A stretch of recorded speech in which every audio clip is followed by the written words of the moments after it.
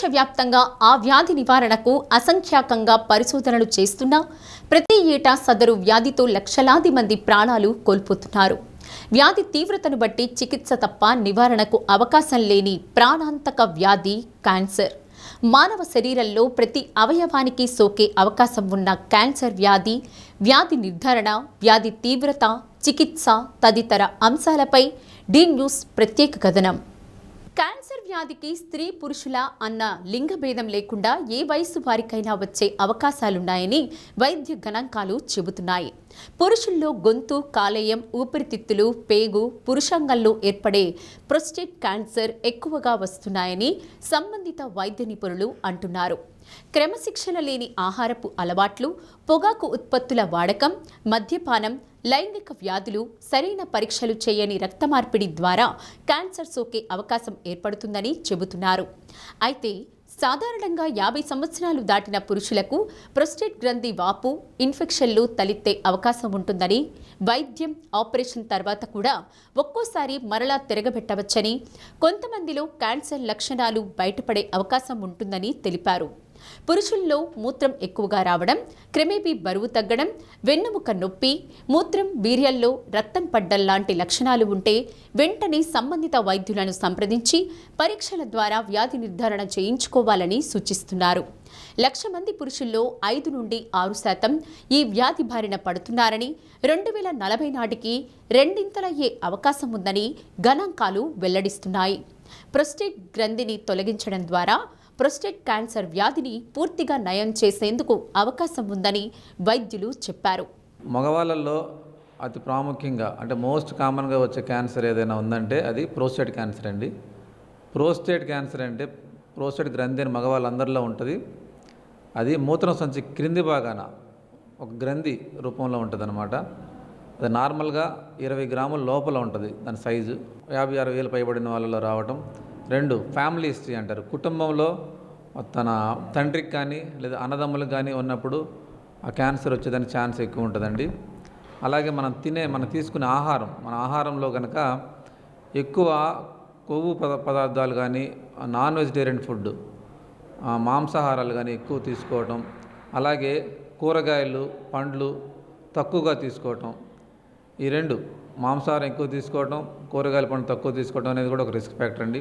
మగవాళ్ళు ఎక్కువగా స్మోక్ చేసేవాళ్ళు అంటే ధూమపానం, అలాగే మద్యపానం, స్మోకింగ్, ఆల్కహాల్ ఎక్కువ తీసుకునే వాళ్ళలో ఈ క్యాన్సర్ కొంచెం అధిక మోతాదులో వస్తుంటుందండి. సో 60 ఏళ్ళు పైబడిన ప్రతి మగవాళ్ళు కూడా కొంచెం చిన్న రక్త పరీక్ష అంటే సీరం PSA అంటారండి, ప్రోస్టేట్ స్పెసిఫిక్ యాంటీజెన్ అంటారు దాన్ని. అదేంటంటే ఆ బ్లడ్ టెస్ట్ అనమాట. ఆ ప్రోస్టేట్ క్యాన్సర్ ఉన్న వాళ్ళలో ఆ బ్లడ్ టెస్ట్ పెరిగి ఉంటుంది అనమాట, ఎక్కువ ఉంటుంది అనమాట. ఏదైనా కూడా ఏ క్యాన్సర్ అయినా కూడా మనం ఎర్లీగా డయాగ్నోస్ చేసుకుంటే లైఫ్ అనేది ఎక్కువ ఉంటుంది, లైఫ్ ఎక్స్పెక్టెన్సీ మోర్ ఉంటుంది. ఇక జనాభాలో ఇంచుమించు సగభాగంగా ఉన్న మహిళలకు రొమ్ము క్యాన్సర్, గర్భాశయ క్యాన్సర్ ఎక్కువగా వస్తుందని వ్యాధి నిపుణులు పేర్కొన్నారు. ప్రపంచవ్యాప్తంగా మహిళలు ఈ 2 రకాల క్యాన్సర్తో బాధపడుతున్నట్లు నివేదికలు సూచిస్తున్నాయి. మన దేశంలో మహిళల్లో క్యాన్సర్ వ్యాధి తీవ్రతను గుర్తించిన ప్రభుత్వాలు ప్రత్యేక కార్యక్రమాన్ని రూపొందించి స్క్రీనింగ్ పరీక్షల ద్వారా వ్యాధి నిర్ధారణ, చికిత్స అందించే ప్రయత్నాలు చేస్తున్నారు. మన దేశంలో సాధారణంగా మహిళలు రక్తహీనత, పోషకాహార లోపం, ఆరోగ్య సమస్యలు తీవ్రమయ్యేదాకా వెల్లడించకపోవడం తదితర కారణాలతో వ్యాధిగ్రస్తులవుతున్నారు. మహిళల్లో ప్రతి 30 మందిలో ఒకరికి బ్రెస్ట్ క్యాన్సర్, ప్రతి 6గురిలో సర్వైకల్ క్యాన్సర్ వస్తున్నట్లు కేసుల నమోదు వెల్లడిస్తోంది. 30 నుండి 40 ఏళ్ల వయసు మధ్య కలవారు ప్రతి 3 ఏళ్లకొకసారి వైద్య పరీక్షలు చేయించుకోవాలని, 45 సంవత్సరాలు పైబడిన వారు మెమోగ్రామ్, సర్వైగ్రామ్ పరీక్షలు చేయించుకుంటేనే తొలి దశలోనే క్యాన్సర్ లక్షణాలు గుర్తించవచ్చని అంటున్నారు. పోలియో చుక్కల తరహాలో HPV వ్యాక్సిన్ 2 డోసులు 15 ఏళ్ల నుండి 20 ఏళ్ల వయసు గలవారు 3 రోజులు వేయించుకుంటే క్యాన్సర్ వ్యాధి నివారణకు అవకాశం ఉంటుందని చెబుతున్నారు. పిల్లలకు బ్రెస్ట్ ఫీడింగ్ ఇవ్వకపోవడం, ఎక్కువ కాన్పులు జరగడం కూడా వ్యాధి సోకే అవకాశం ఉంటుందన్నారు. మహిళలకు బ్రెస్ట్ క్యాన్సర్ లక్షణాల్లో రొమ్ముల్లో నొప్పి లేకుండా గడ్డలు ఏర్పడడం, అలానే రొమ్ము నుండి ద్రవం రక్తం కారడం, గర్భాశయ క్యాన్సర్లో పీరియడ్స్ ఎక్కువగా రావడం, దుర్వాసన కలగడం, భరించలేని నడుము నొప్పి లక్షణాలు కనిపిస్తాయంటున్నారు. ఏ క్యాన్సర్ అయినా తొలి దశలో గుర్తించగలిగితే సర్జరీ ద్వారా క్యాన్సర్ సోకిన అవయవాన్ని సర్జరీ ద్వారా తొలగించుకునే అవకాశం, చివరి 4 దశలో కీమోథెరపీ ద్వారా వైద్యం చికిత్స చేయడం జరుగుతోందని చెప్పారు. అందువలన మహిళలైనా పురుషులైనా మారుతున్న ఆహారపు అలవాట్లు, పెరుగుతున్న కాలుష్యం, విచ్చలవిడిగా రసాయన ఎరువులు, పురుగు మందుల వాడకం తదితర కారణాలతో వస్తున్న వ్యాధుల పట్ల నిర్లక్ష్యం చేయకుండా సంబంధిత వైద్యులను సంప్రదించి ప్రాణాంతక వ్యాధిని ప్రారంభంలోనే గుర్తించగలిగితే మెరుగైన చికిత్స ద్వారా మంచి ఫలితాలు పొందవచ్చని చెప్పారు. ప్రపంచవ్యాప్తంగా ఉన్న క్యాన్సర్ వ్యాధికి ఎప్పటికప్పుడు నూతన వైద్యం, మందులు అందుబాటులోకి వచ్చినందున ప్రతి ఒక్కరూ ఆరోగ్యం పట్ల ప్రత్యేక శ్రద్ధ తీసుకోవాలని, ముఖ్యంగా ప్రాణాంతక క్యాన్సర్పై అవగాహన కలిగి ఉండాలని సర్జికల్ అంకాలజిస్ట్ డాక్టర్ ఆల్లా దీప్తి సూచించారు. ప్రజెంట్ చూసినప్పుడు ప్రపంచవ్యాప్తంగా చాలా క్యాన్సర్ కేసులు నమోదవుతున్నాయి. ఇప్పుడు అభివృద్ధి చెందుతున్న దేశాల్లో ఎక్కువ క్యాన్సర్ కేసులు, అంటే ఇండియా, ఆఫ్రికా ఇలాంటి అభివృద్ధి చెందుతున్న దేశాల్లో ఎక్కువ క్యాన్సర్ కేసులు నమోదవుతున్నాయి. దీనికి ప్రధానంగా కారణాలు చూస్తే లైఫ్ స్టైల్ చేంజెస్, అంటే ఫాస్ట్ ఫుడ్ తినడము, ప్రాసెస్డ్ ఫుడ్ తినడము, ఒబేసిటీ, ఇంకా ఆల్కహాల్ తీసుకోవడము, స్మోకింగ్ ఇలాంటివన్నీ ప్రధాన కారణాలుగా ఉన్నాయి. దీంతోపాటు కొన్ని సందర్భాల్లో రేడియేషన్కి ఎక్స్పోజ్ కావడము, కొన్ని సందర్భాల్లో జెనెటిక్స్, దాంతోపాటు కాలుష్యం, అంటే వాతావరణ కాలుష్యం కానీ, నీటి కాలుష్యం కానీ ఇవి ప్రధాన కారణాలుగా ఉన్నాయన్నమాట. ఆడవాళ్ళు కుటుంబానికి వెన్నెముక లాంటి వాళ్ళు. వీళ్ళు తమ ఆరోగ్య పరిస్థితులను యూజువల్గా నెగ్లెక్ట్ చేస్తుంటారనమాట. కుటుంబం సాఫీగా సాగడం అనేది కుంటుపడుతుందని అట్లా వాళ్ళు ఆరోగ్యాన్ని ఎక్కువగా నిర్లక్ష్యం చేస్తుంటారు. అందువలన ఆడవాళ్ళలో డయాగ్నోస్ చేసే క్యాన్సర్లు లేట్ స్టేజెస్లో మనకి బయటపడుతున్నాయి అన్నమాట. అంతేకాకుండా ఆర్థిక పరిస్థితుల దృష్ట్యా, అంతేకాకుండా ఏమంటారు, ఈ ట్రీట్మెంట్కి యాక్సెప్టెన్స్, ఈ ఖర్చుల దృష్ట్యా వీటిని ఎక్కువ నెగ్లెక్ట్ చేస్తున్నారనమాట.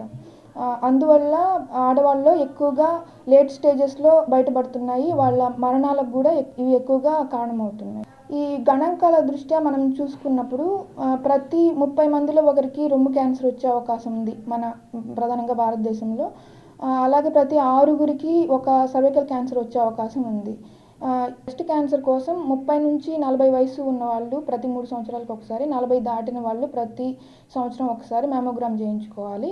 అలాగే సర్వైకల్ క్యాన్సర్ కోసం ప్యాప్స్మియర్ అనేది 20 నుంచి 30 సంవత్సరాల వయసు వాళ్ళకి ప్రతి 3 సంవత్సరాలకు ఒకసారి, 30 దాటిన వాళ్ళు ప్రతి సంవత్సరం ఒకసారి ప్యాప్స్మియర్ చేయించుకుంటే మనకి వచ్చే అవకాశాన్ని గుర్తించడము లేదా తొలి దశలో గుర్తించడం అనేది జరుగుతుంది.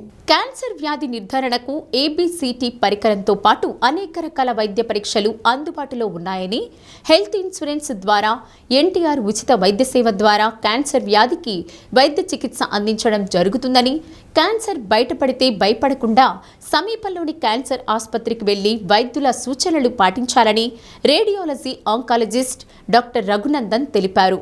ఎనీ టైప్ సిగరెట్ స్మోకింగ్ కానీ, బీడీ చుట్టా స్మోకింగ్ కానీ, పొగాకు నమలడం కానీ, పాన్ పరాగ్తో నమలడం కానీ, అలాగే కొంచెంమంది ముక్కు లోపల పొగాకులు పెట్టుకుంటారు. So any type of tobacco వల్ల మనం ఏ రకమైన క్యాన్సర్ రావచ్చు. ఫర్ ఎగ్జాంపుల్ ఆ టొబాకో ఉండే ఉమ్ము నోరులో నుంచి మనం నోటి క్యాన్సర్ రావచ్చు, ఆ ఉమ్ము గొంతుకు పోతే గొంతు క్యాన్సర్ రావచ్చు, కడుపు పోతే కడుపు క్యాన్సర్ రావచ్చు, అలాగే ఫుడ్ పైప్ అంటే ఫుడ్ పైప్ ఇసోఫేగస్ క్యాన్సర్ రావచ్చు. మళ్ళీ పెళ్ళే చేసుకునే పిల్లల్లో బ్రెస్ట్ క్యాన్సర్ రిస్క్ మరీ ఎక్కువగా ఉంటుంది. 50 to 70% వాళ్ళకి రొమ్ము క్యాన్సర్ ఎక్కువగా వస్తుంది.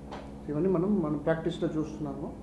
సో ఇలాంటి మా ప్రివెంటివ్ యాక్షన్ మనం చేసుకోవచ్చు. గర్భసంచి క్యాన్సర్కి వ్యాక్సిన్స్, రొమ్ము క్యాన్సర్ సంబంధించిన ఈ marriage and child birth, breast feeding చాలా ఇంపార్టెంట్. మహిళలు 60-70 ఏళ్ళు దాటిన వాళ్ళకి ప్రాస్టేట్ ప్రాబ్లమ్స్ ఎక్కువ ఉంటాయి. సో వాళ్ళకి ప్రాస్టేట్ పడినప్పుడు యూరిన్ అనేది, మూత్రం అనేది చుక్కలుగా పడతాయి. సో అలాంటి ఏమైనా లక్షణాలు ఉంటే వాళ్ళకి పిఎస్ఏ అని ఒక రక్తం పరీక్ష చేసుకుంటాం, ప్రాస్టేట్ బయాప్సీ చేస్తాం. దాంట్లో ఏమైనా తేడా ఉంటే జనరల్గా 90% వచ్చి మామూలు సమస్యలే ఉంటాయి, బినైన్ ప్రాస్టేట్ క్యాన్సర్ మెలిగ్నెన్సీ అంటాం. 10% మాత్రమే మెలిగ్నెంట్ క్యాన్సర్ అన్నమాట. సో అలాగేమంటే మనం దాని తగ్గట్టు స్కానింగ్ చేసుకొని ట్రీట్మెంట్ చేసుకొని చేయాలి. ఇలాగ లక్షల్లో ఖర్చు అయ్యే ట్రీట్మెంట్ని మనం ఆరోగ్యశ్రీ కింద ఫ్రీగా చేస్తున్నాము. ఇవన్నీ ఖర్చు పడుకుంటే కనీసం 3-4 లక్షలు ఈజీగా అవుతుంది. బట్ ఇవన్నీ ప్రభుత్వం తరపున ఆరోగ్యశ్రీ స్కీమ్ తరపున మనం పేషెంట్కి ఫ్రీగా చేస్తున్నాం. అలా కీమోథెరపీ కొన్ని చాలా కాస్ట్లీ మందులు, ఖర్చు అయ్యే మందులు మనం పేషెంట్కి ఫ్రీగా ఇస్తున్నాం. ఇవే మందులు, కొన్ని మందులు మనం వేరే రాష్ట్రానికి వెళ్తే చాలా కాస్ట్లీగా ఉంటాయి, వాళ్ళకి ఆరోగ్యశ్రీ కింద రాదు, వాళ్ళ స్కీమ్స్ కింద రాదు. బట్ మన స్కీమ్స్ కింద కొన్ని కాస్ట్లీ మెడిసిన్స్ కూడా మనం ఇస్తున్నాం.